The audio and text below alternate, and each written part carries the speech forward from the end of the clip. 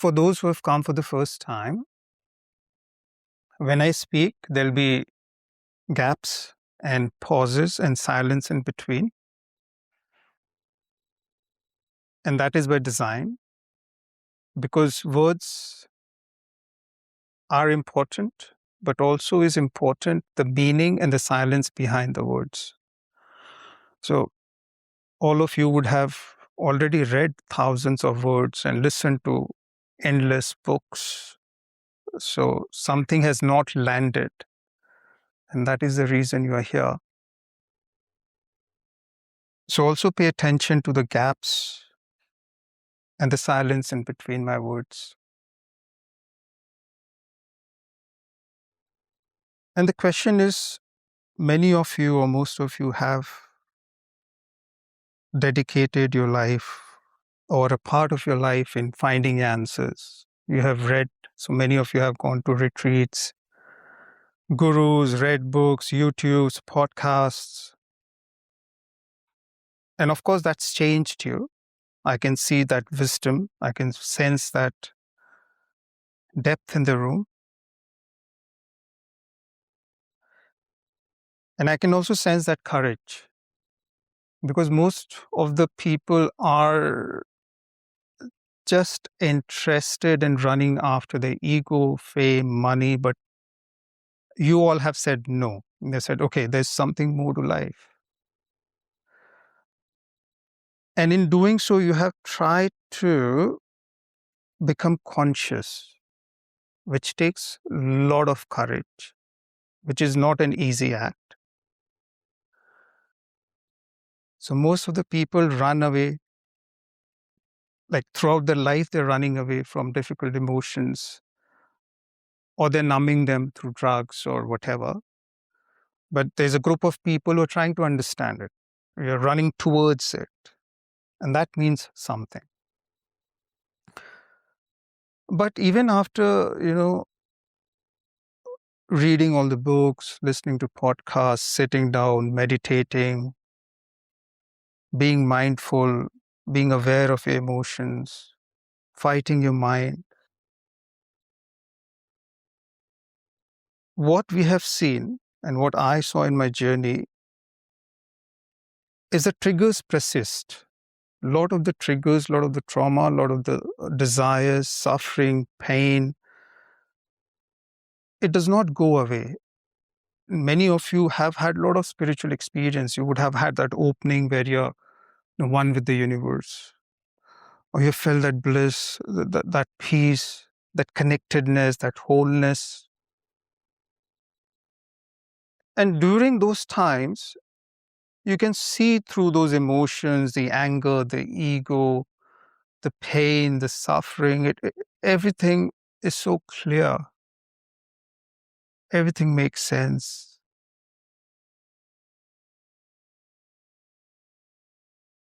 But once that fades away, and then you're put in a situation where the triggers arise, you see you're getting triggered again. The fear comes back, the pain comes back, the desires come back. Why is it so? If I had an insight where I could see through that ego or see through that pain or pattern or trigger,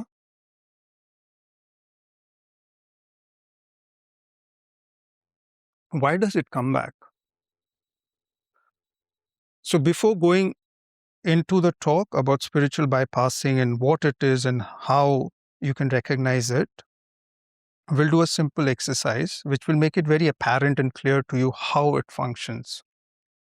So you can close your eyes if you want or not. It's a very simple exercise. It's just completing a sentence in your mind. You don't have to say it aloud.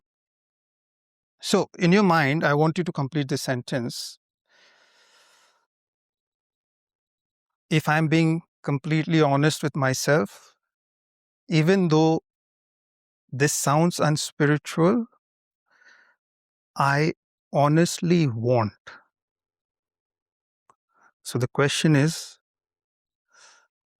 to be very honest with myself, I really want this. And even though that this might be unspiritual or not good, doesn't matter. What is it that you really want? What are the things you want which might sound unspiritual to you or to others? It can be money, sex, doesn't matter.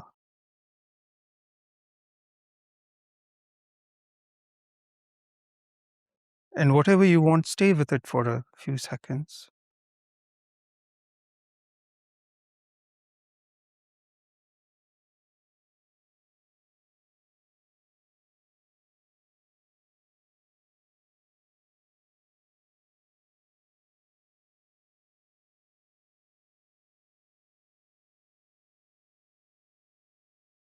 All right. Now, when you have a thought which arises, especially thoughts which you think you should not have for whatever reason, there are three processes which happen inward. First, the thought arises, I want to have sex with 100 people, for example. Then the second part would be, and it's very, very subtle, it's very, very immediate. There's an editor, someone who edits your thoughts inside of you.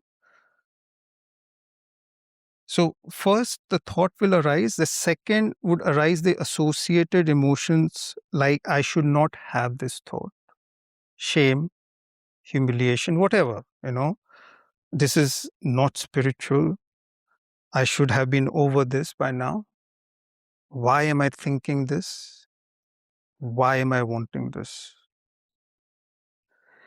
So that is the second. Then the third thing which happens, I call it spiritual rationalization, is you will use some kind of pacification to diffuse that tension inwardly. So the pacification might be, it doesn't matter, I'm not the body. Or the pacification might be, everything is transient. Or the pacification might be, I am what I am. This thing happens very quickly inside our minds. So, for another example, we'll do another small exercise. Now, be aware of these three things: the thought, what emotions arise with that thought. Is it shame, censure, and how do you rationalize it? So, let's take another example where you think of someone who is more successful than you, any one person. It has to be very concrete, someone who has had more than you, money wise, happy wise, success, spirituality, doesn't matter. Just bring that person to your mind.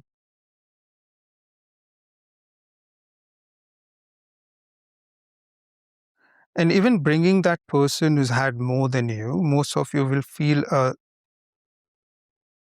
sensation, mostly it's envy or a feeling of I'm not enough, that person is bigger, or I didn't do anything worthwhile with my life.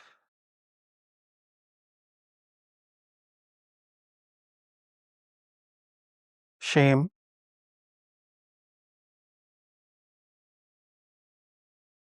And then there will be another part, an editor, a rationalizer, which will say, doesn't matter, it's transient, or I'm beyond money, I'm beyond fame. Or another part would be, why am I thinking like this? Why am I feeling like this even after putting in all the hard work?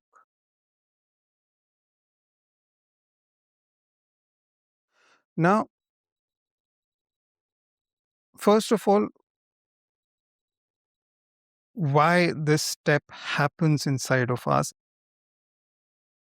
So, this spiritual pacification that's been going on, which we try to diffuse this thought, or we are not in contact with that fear or with that envy, with that pain or with that suffering, is part of spiritual bypassing.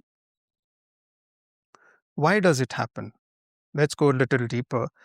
And Also, I want to say, most of the spiritual meetings and groups are about finding comfort, love, happiness, feel good. Here we are doing a bit different. We are going really deep inside into chaos. And that needs a lot of courage and attention. It's not an easy job. It's the easy job to sing and dance around, which is easy. But again, even after the singing and dancing around, the next day, a phone comes, one phone call which you have been dreading, it rings. What happens to you? The call that you've been dreading, it comes, and then, your heart sinks, your hands sweat, and you say, I don't want to take this call. So somehow that singing and dancing has not translated. And that's what we're trying to do. You're translating those insights into your everyday life. So there is a gap, and I call this gap the gap between spiritual retreat and supermarket.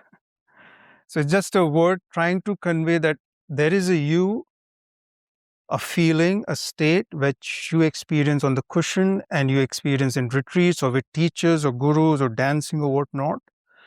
And then there is a state in the middle of your everyday life which is completely different from this state. There's a gap in between. And most of the seekers spend, and I spent years chasing and trying to close this gap. I felt like this here, but I don't want to feel what I feel here. And then I have to think, why is there a gap? So we'll go into understanding why this gap arises and how we can bridge this. So why this gap? Why does the mind pacify? Why doesn't the mind want to feel that envy, want to be in it, feel that pain? Because pain is something we all run away from. And pain is something which requires a lot of intimate contact to resolve. The mind will find out ways to avoid pain. The mind, even as you progress on the path, you will start using your spiritual concepts to avoid that contact. And what are the spiritual armor? So even before I can feel that pain, I can feel that envy, I can feel that suffering, I will rationalize it spiritually. Everything is God's will. You see, you haven't given enough time for that thought, that feeling, that emotion to come up, to feel it, to integrate and resolve. If it happened, if the resolution happened, the next time it would not get triggered. So, say next time you are sitting in a gathering with the friends, and some of the friends says, "Oh, I had such a big breakthrough, and I earned $1 million with this."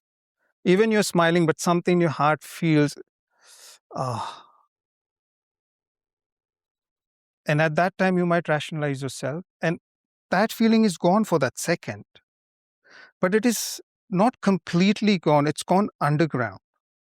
It's there in the subconscious because you've not resolved it.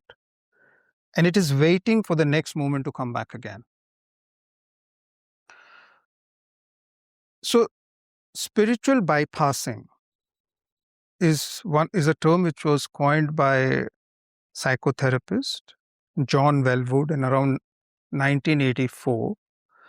And he saw that a lot of sincere seekers who have dedicated their life are using these spiritual rationalization to bypass, to stop meeting that emotion which needs to be met and dealt with.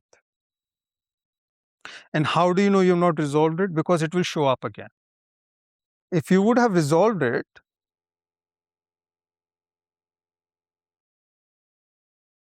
it wouldn't have come up again. A person who's materialistic and say they think about money, they don't censure themselves, right? They go after it. They go after career or they go after materialistic pursuit. There is no one saying this is bad, this is shameful, this is guilt, this is not right. And then there is no third layer where they justify or they relieve this feeling by saying, everything is transient or I am whole or whatever that, rationalization might be. It's not happening in their head, it's happening in your head. Now we need to investigate why is this happening in our heads. And as seekers, we all struggle with it. Is money, ambition, security, financial obligations. Now, for example, say you were supposed to receive a check, maybe from a client, maybe from your employer, maybe your salary, and it might not arrive. There's some problem. And it will go back in your head, there'll be a arithmetic in your head, will it arrive, not? How much will I get?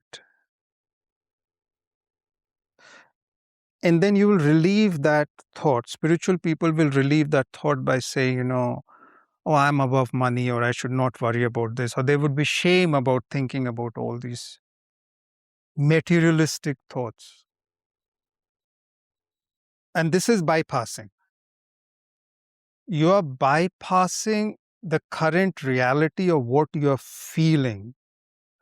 That feeling which is arising right now, whatever it might be for security or fulfillment or being whole, you're layering it up. Spirituality in true sense means to be with it without any kind of stories, without any relief. And that's where the courage comes in. So everyone looks a way out of this pain. And that can take many forms. Relief is one, Netflix or doom scrolling or gaming or love or sex or drugs. Somehow you want out of that pain, out of that misery, discomfort, unease. And the whole point of being aware, of trying to find the truth, is to be in direct contact with it. There, where it's raw, where it hurts. And when you start going deeper, say just a thought about security or money, but when you will investigate and go deeper and deeper, you will see so many threads come out of it. Childhood traumas, sense of being unworthy, sense of not being enough, sense of uncertainty clouding over you. There'll be enormous threads which are lying at the bottom, which are never explored.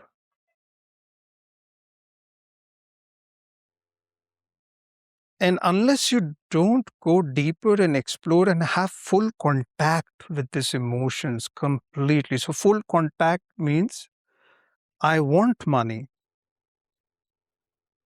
I accept it, it's okay. I don't spiritualize it away, I don't rationalize it away. I don't say money is bad or I'm a renunciate. I fully touch it, I feel it, I understand what it brings up in me. And when you can have that contact with difficult emotions, so money is one of the emotions, you all would carry your own emotions, your own traumas, your own fears. For some, it might be the fear of death, for some, loneliness. For some, as Pooja said, it might be difficult breakup. We all are carrying that within us. And we do dress up things in spiritual language, but ultimately, you see, we're looking for relief on some level, psychologically, from this weight that we are carrying inside. What if relief was not an option? Just as a thought experiment, what if relief was not an option? What would you do? Some people say if for whatever reason you were not able to achieve what you want, maybe monetarily or a life that you wanted, and you will spiritualize it away and say, these people, they're just running after money and career and fame, They're unconscious, but I am conscious. But underneath that pain is still there. There is a wound. If the wound wasn't there, if it was resolved, everything was fine. And you would know if that wound is still there or not, if it has resolved or not, that fear, that pain or suffering or whatever you call it, that longing. If it is not resolved, then instead of spiritualizing away or avoiding it, so spiritual bypassing is a sophisticated way of avoidance. It is avoidance, but now it's dressed up in a lot of spiritual language. Another very simple bypassing, very, very, very simple, which I did when I was seeking was I wanted to become a monk, leave everything. Why? Because the world was too much. Relationships are too much. Family is too much. Earning a livelihood is too much. Paying taxes is too much. But if I become a monk, well, don't have to think of any of these things. It is bypassing. On some level, it is noble. On some level, it is spiritual. But then, is it really spiritual, or am I avoiding and running away? And this is a question for you to answer. And how do you know you are? Is if the trigger comes back again and again, that means it's not resolved. Even though you might have censured it or spiritualized it, and at that moment it's gone, it is still lurking in your subconscious mind. Another form of spiritual bypassing, which I have seen a lot, has to do with anger. Anger, rage. We are afraid of this emotion. When it comes up, it's very intense. And once we are off that cliff,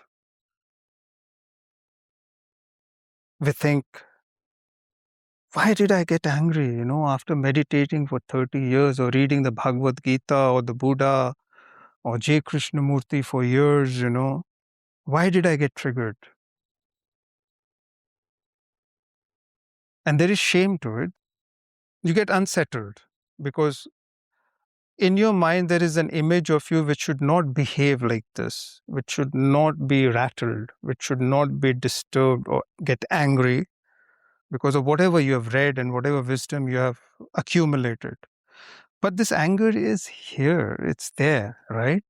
It's a fact. That wisdom is also a fact. As I said, the gap between the spiritual retreat and the supermarket, both are real. And you're stuck in between. What is the solution to this?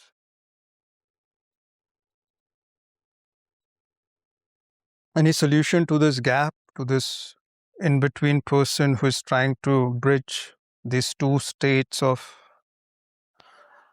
clarity and confusion and pain and happiness? What if the gap was not real? So we say there is a gap between this thought and this thought, and this state and this state, and this life and spiritual life and material life, or whatever, whatever.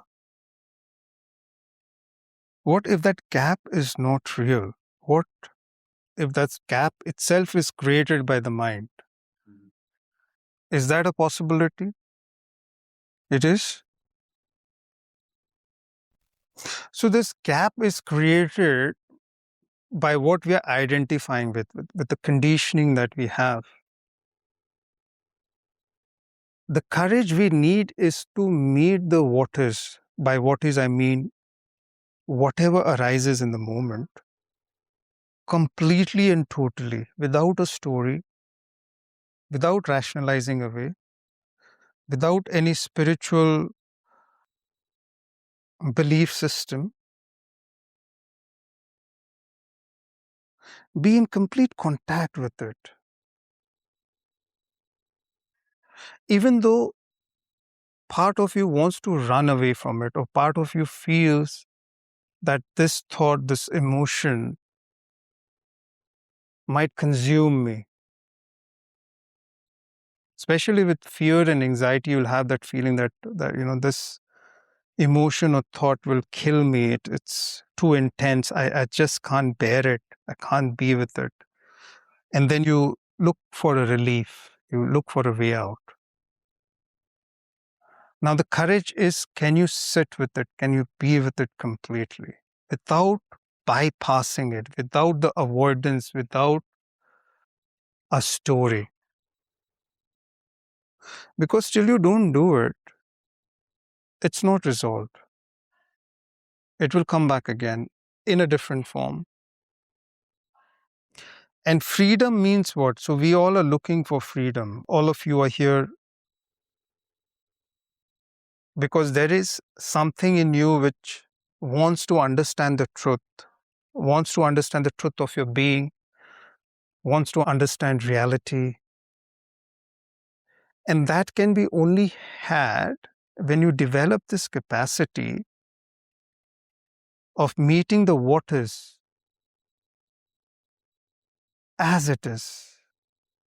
I'm feeling envious about this person's wealth and beauty and success. I'm not going to spiritualize it away. I'm not saying it's a good thing. I'm neither saying it's a bad thing. I'm not building any stories around it. I let it pass through me. I let it be. I let it take me to wherever it wants to take me, knowing I'm not the thought. So, this is a very important thing. On the back of the mind, you'll have to understand you're none of these thoughts that are arising. You're none of the states of minds that are arising. You're none of this conditioning. So, knowing that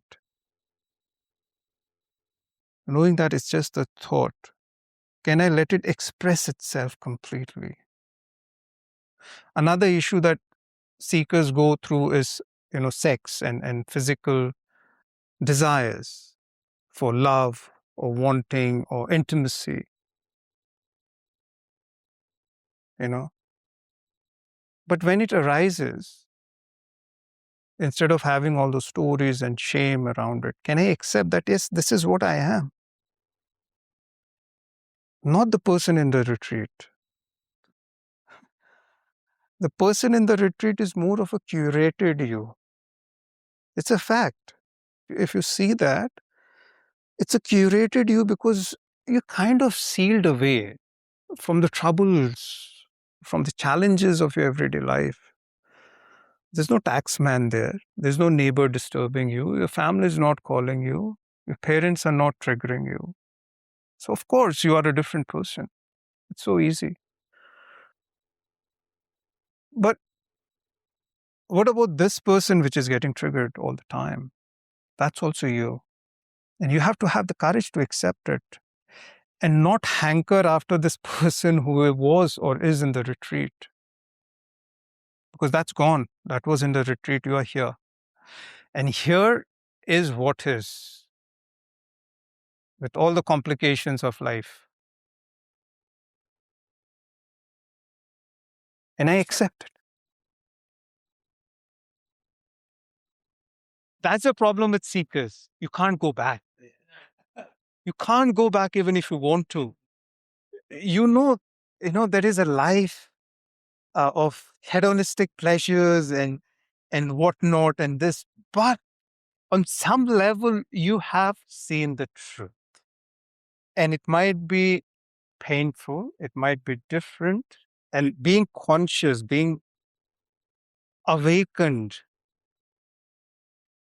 requires a lot of attention, energy, and the capacity to go through all these things. It's not an easy path. It's not all roses.